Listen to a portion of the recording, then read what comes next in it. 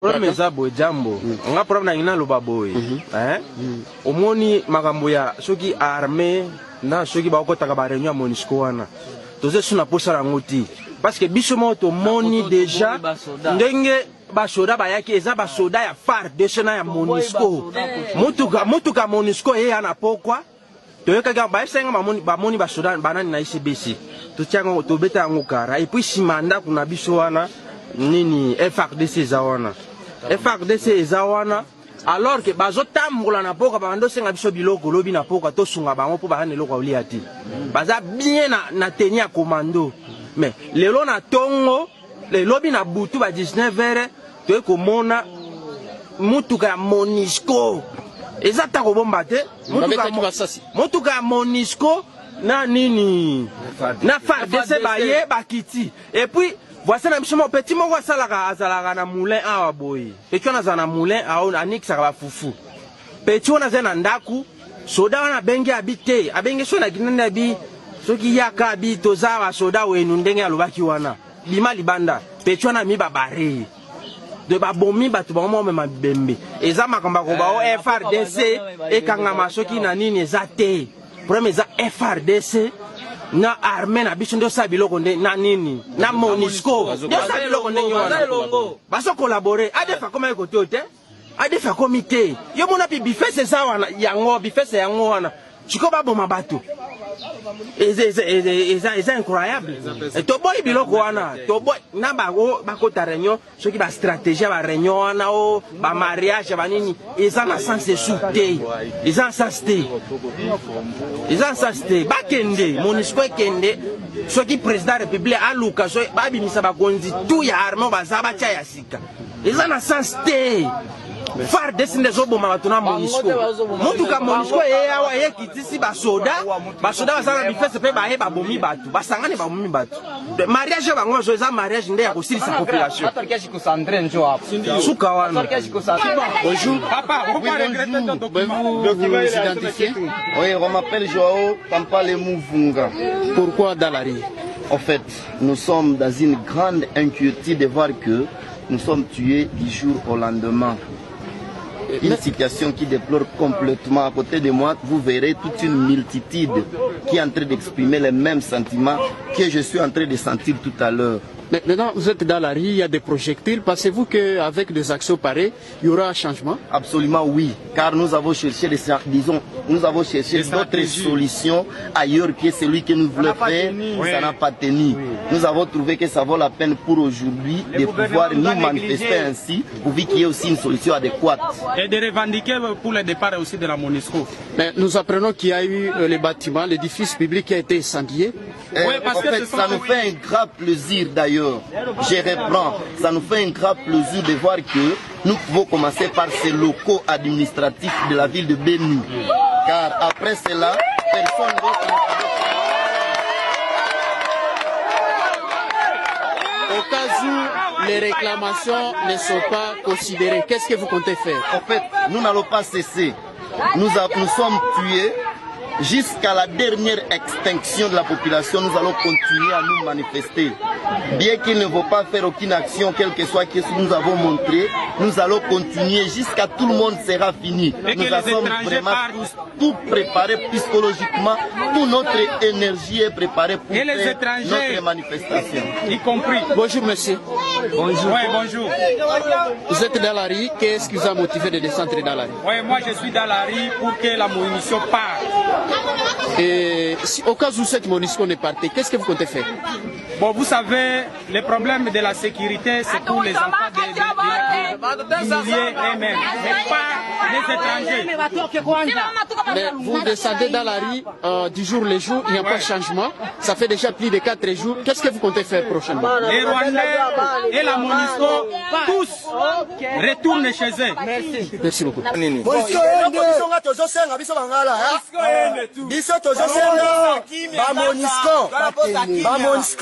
Bakende beto lingi gouvernement esunga biso po nini topuka po na MONUSCO po bazonga eloko basala te eloko basalaki na Rwanda population nde babimisa bango na Rwanda nde biso tozoloba nano baMONUSCO bakende mpona barwandais bakimisa bango nde bakimi na Congo nde biso mpe tolingi bango te 48 heures topesi bango bazonga kasi soki bazongi te soki baboyi kozonga tokosala ata senga sako tozosala greve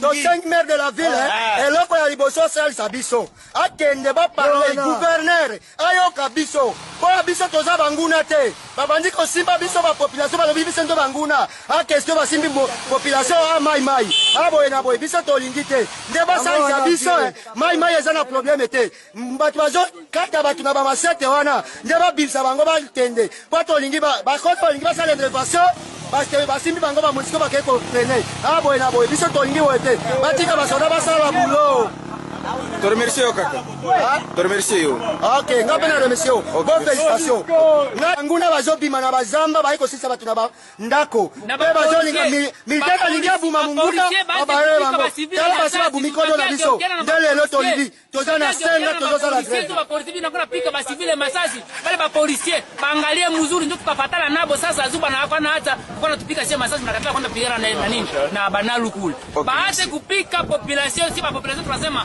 polisier mwenye atapika civile masasi tutamfuata timu mpaka na kumeri iko veranda kutoka Kasindi ndio tunasema ile hapa tunakuya sasa tuakia ungana na watu wa kwetu ba Beni hatutaki batoto wa Beni bateseke Zado alisema na aina maliza masakre atusaidie iko deputy anasemea inji amalize hivi bazana tutumia basoda iko nini monsieur Zado kasereka mangwengwe papa toleli na kombo na papa Zado mangwengwe gouverneur wa sika buloni nyozo sala na Goma buloni ni lobela batu papa totika kokufa.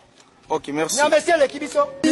Tunaomba MONUSCO itoke yende. Mimi sasa zimepanda nachukia sana kuona wale wa MONUSCO. Na bakepita hapa nda baloma loma mimi bakula kupata MONUSCO atapita hapa. Ndio MONUSCO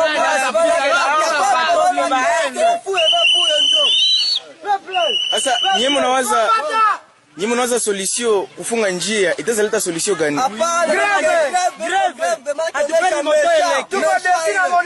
Tunataka sie wote twende sherekea kule kwenye lukamba MONUSCO tukimbie MONUSCO itoke iende kwao. Alors kama haiende mtatoa barabara au hapana? Tuko tu hapa kwa barabara. Kama baende tunasema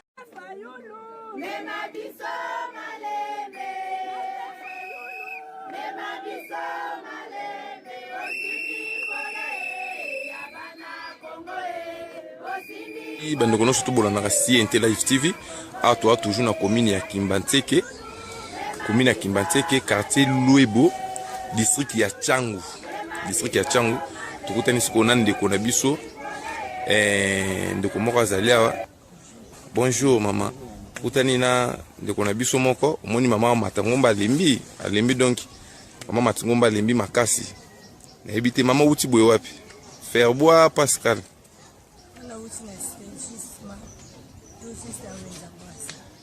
Wenza Braza. Bon. Quelque part ça, mais pour nous comme awa, ça donc ma montagne, c'est la bénédiction normale. Donc il y a un moment où mère souffrir beaucoup. Donc on a niveau mère matilamba. Montagne est bon ma biso. Après 8e avenue. Ah là là là là là. On souffrir ma casse. Le l'état raisonnera te amatsata tu amai kotoyo atanzela bongisa nzele matati likolo donc l'état l'autre raté lo wana te. Eza milieu to vivre to boyango te. Oui. Yamboka na biso. Mais sika musuto souffrir. Ba maladie musuto ozwango à propos biloko abo. Ba gymnastique. Aumeli après 8e avenue. Na po na mututi eza kokoma ndako. Ebake to consommer ba maladie mususu. Voilà. Pe mawana ba makamibelebe. Na AGP lisusu. Vraiment. Asiko boyo be école koto eza belé to ndengeni. Be école to mona na biso, to mona biso ba école moko a mitie. Mais école pena ozo mona teke. Ya mona mi majorité eza na madaila kuna mase. Siko koto pe gratuité enseignement ezali. Bana ba tango fele vraiment. En tout cas mpona wana nana sali remarque na mote des recherche na ngo mpona trouver qu'il y a vérité. Ah bon. Esenga na otangisa mwana place école moko ezaki ezofuta. Ozofuta mbongo de gratuité tokoloba réalité eza nango te. Eza te tomoni quartier. Princesse Véronique omoni quartier. Moni quartier. Eza quartier moko munene donc munene vraiment munene.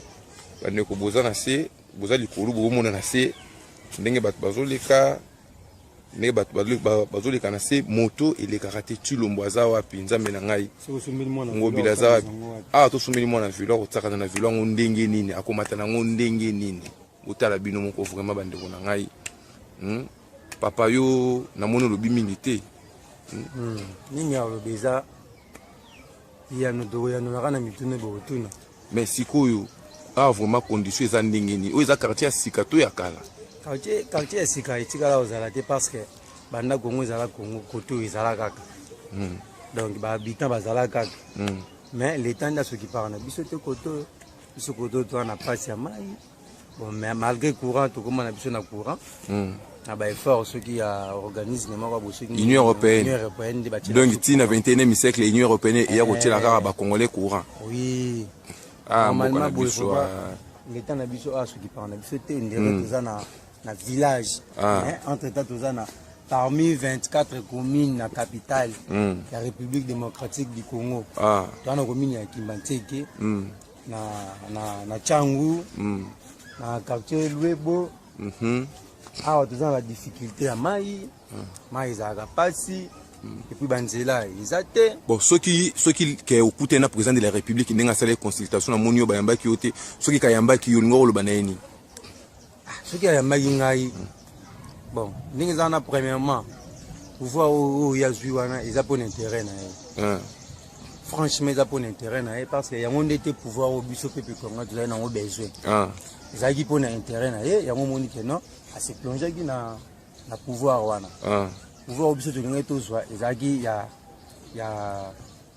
baaccord te parce que eloko ekomi koambuye biso lelo eza accord dile tokende boye accord tozonga boye accord donc olie bazwa soin ya mboka basokipe na peuple basokipe na peuple te basokipe na babesoin na bango baaccord na bango basignaki oyo aprotege oyo mpona oyo asala boye asala basala boye alors makambo na bango wana etali biso te ici papa Tshisekedi aloba Tshisekedi oyo ya président oyo te Bon, on passe à Tshisekedi. Tshisekedi les pères. Bon, bien que Tshisekedi. Tshisekedi les pères, le bas déjà prenez-vous en charge. Biso mo toza ko se prendre en charge. Photo bimisa bango sur libanda, bango mi balé wana. Mais beaucoup bimisa bango libanda ndenge ni bino bolo baka boye. Beaucoup bimisa bango libanda ngo ezaka ka leo bito la mukina bango le bito to mukina bango est-ce que bo sololaka entre vous les jeunes vraiment? Papa to sololaka entre nous les jeunes. Toza na parti na biso. Toza na parti na biso mutu tozo soutenir oyaza idéologie ya les pères. Ah bon. Idéologie ya Tshisekedi les pères. Monsieur Valentin Moubaki. Ah bino ape boza bato Valentin Moubaki. Oui, biso pe toza bato Valentin Moubaki. Ah mais non ka baloba bozala raté. Non, tozala oza changu. Oza changu donc biso tozala bato toza base ya Monsieur Valentin Moubaki. Neti lelo tozolo bana yo toza dimanche lobby lundi tozala na réunion na Lemba kuna. Donc pour nous soutenir président na biso o tozo combattre. Bino bo soutenir président Tomboka. Tozo soutenir mutu oyo azo soutenir Mboka. Mutu azana besoin soutenir Mboka. Ah lokola président Martin Fayulu. Non. Lokola Moïse Katumbi. Non. Lokola Jean-Pierre Bemba. Jamais. Ba wana ndi bango tu baboma Mboka. 1 plus 4 bato wana so bazala na kati. Ah bon. Moïse Katumbi ye azala na Lubumbashi kuna ti. Ye alinga comme ça Lubumbashi wana poko ma Lubumbashi faut na passeport. Mais lelo biso to obetela bango maboko. Jamais. La consultation na bango wana e ko aboutir na elo moko te. Siko ndenge mbule indi likolo boye na moni eza mabe to bien. Po na biso quelque part. Toza na dévoler. Côté mususu eza bien. Ko mbula soki ebeti to ko ba mai na biso ba tol na biso. Yango to komela on peut to lambela mais deuxièmement les amabe po tala ba mabulu o ba érosion la érosion ko continuer ti ko luka ibuka banda kuna biso tande tinda kuna biso yango wana zo monda kuna biso yango na tina biso libulu soki mbulu ezo beta libulu oyo Timon Mati, au moins appelle le lobby. Tous les gens qui ont fait ça, l'État de la Bissau, le temps où ils sont capables de reprendre les Bissau en charge. Alors, tout ça déjà abandonné. Alors, au moins, le paysage, au moins, au supermarché, ils étaient au garage pour la mécanique, ils étaient. Bon. Oh, Nzela, ils étaient. Bon, Nzela, garage, ils étaient. Mais, quand vous avez un chauffeur, un mécanicien, est-ce que vous connaissez ça? Ceux qui ont la chauffeur, tous ceux qui ont la mécanicien, il faut qu'ils aient des temps pour la banjili. Ok, banjili, ou soit ceux qui ont Pascal, ou soit ceux qui ont quelque part, na bafuna kuna banini, ok, kuna, ou ndé ok que la musala kuna, mais côté au pénal notre zaranabiso abandonné. Merci.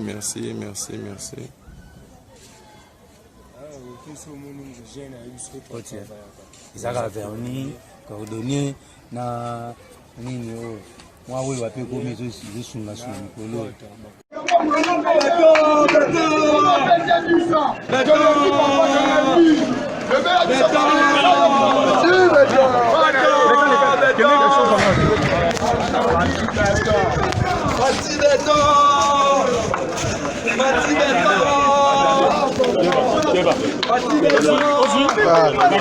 Chers amis, là, le colonel Edi Kapen qui s'apprête à sortir. L'ambiance est à son comble ici. Voilà, après plus de 19 ans en prison, l'homme, le colonel, est en train d'aimer l'air frais de Kinshasa. Edi Kapen, incarcéré depuis plus de 19 ans. Voilà, l'ambiance. Edi Kapen est libre. Edi Kapen est libre, voilà. Voilà, oui, c'est lui. Il est dans ses véhicules. Il ne porte plus la tenue jaune bleu de police de la prison centrale. Voilà, il est bel et bien sécurisé. Il est bien sécurisé. Edi Kapen est en train de sortir. Edi Kapen s'en va. Après avoir passé plus de 19 ans en prison, Edi Kapen s'en va.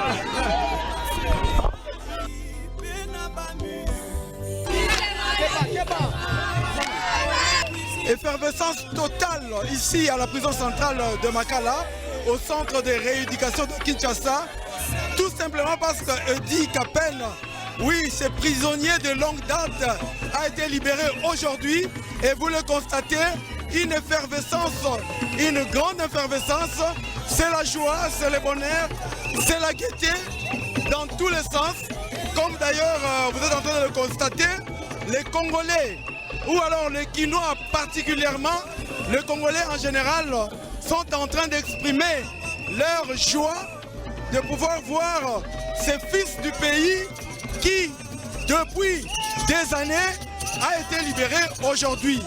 Madame, Messieurs, vous le constatez, c'est vraiment la joie, c'est l'effervescence. Et voilà, il est dans sa jeep, il est là en train de sortir, il est entouré par un monde fou, il est dans ce jeep.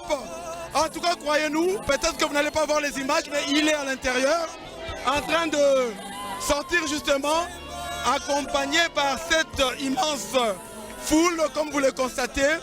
C'est le bonheur, c'est la joie, il y a même de pleurs, il y a des larmes, et oui, c'est ça la joie que les Congolais ont vécu, sont encore en train de vivre au jour d'aujourd'hui.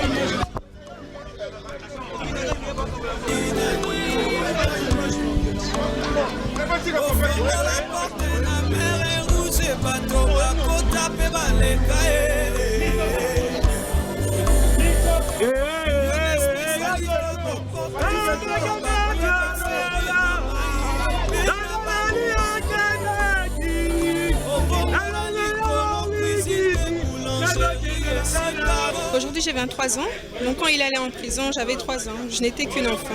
Je ne comprenais pas beaucoup de choses, mais aujourd'hui avec l'âge j'ai grandi et ce que je peux dire c'est que je suis très heureuse de le revoir parmi nous. Je suis très contente, je remercie le Seigneur, je remercie la famille qui nous a entourés et surtout je remercie le chef de l'État pour la grâce qu'il nous a accordée. Je souhaite que mon père reste parmi nous, donc auprès de sa famille d'abord, mais aussi auprès de ses concitoyens, donc en RDC. Je pense que c'est quelqu'un qui peut toujours être utile à ce pays, mais de toutes les façons c'est à lui de décider et mon souhait c'est qu'il reste avec nous.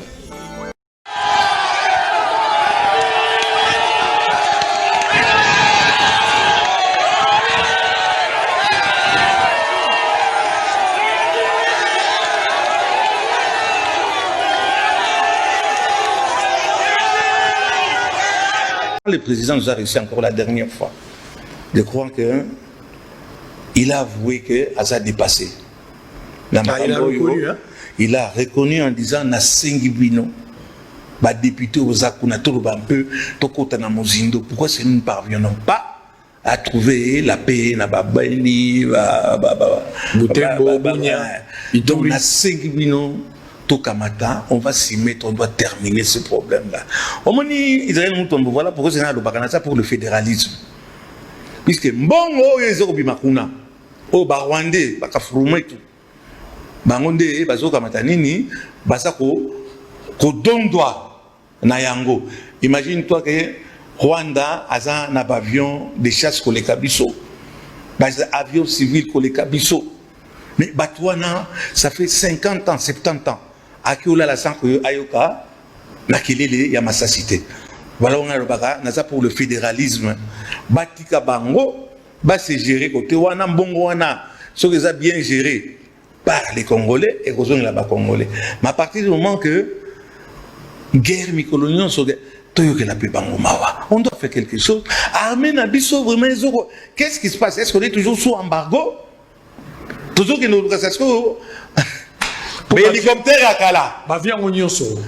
Hélicoptère à Kala. Au moins que moko et bungaki.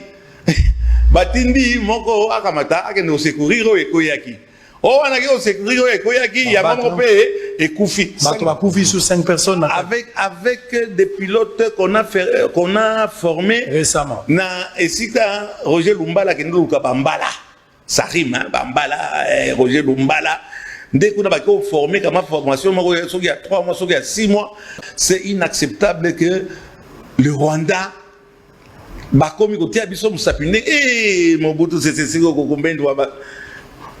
on a occupé le Rwanda en moins de 24 heures. On était craints.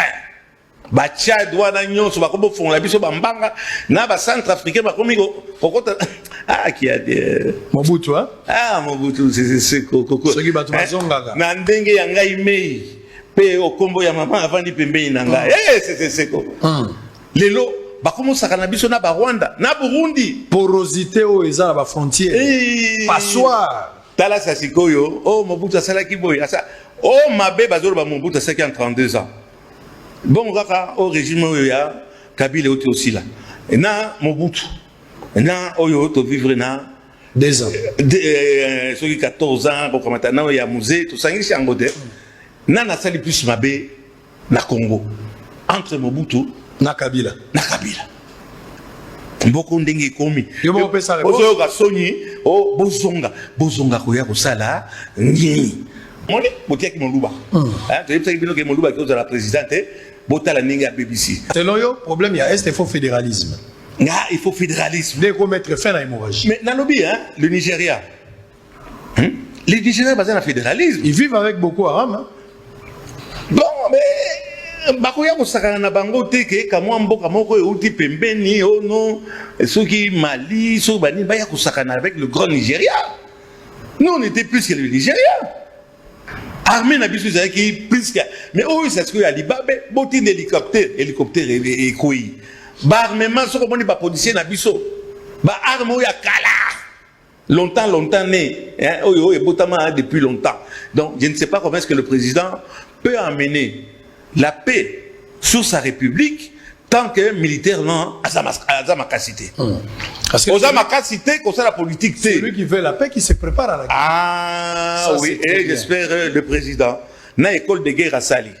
Na totuna nous embargo ngo ezali baka na ba gendarme na biso la banani to sentir que armée eza ko revivre. Armée yangonde kosunga mboka na biso makambo ya Goma aussi c'était fédéralisme nde ekobongisa mbongo on a payé ya kawate obaza koiba et comme la kapé biso awate pourquoi est-ce que nous laissons maintenant cette population dans cette misère au nom ya non unité de zoko kate puisque mboka eleki munene. Et puis jamais fédéralisme na kata Congo ce qui fédéralisme bon ngala ozoba arme na kota pendant finda na pendant ce qui fédéralisme na kota finda avec arme. Le fédéralisme, le Congo sera un, restera un, indivisible. Indivisible, blague. Parce que mon gars, mon Swahili, mon Congo, Tatabo, Moulouba, Tatabo. Mais pourquoi tu es au Kabouana?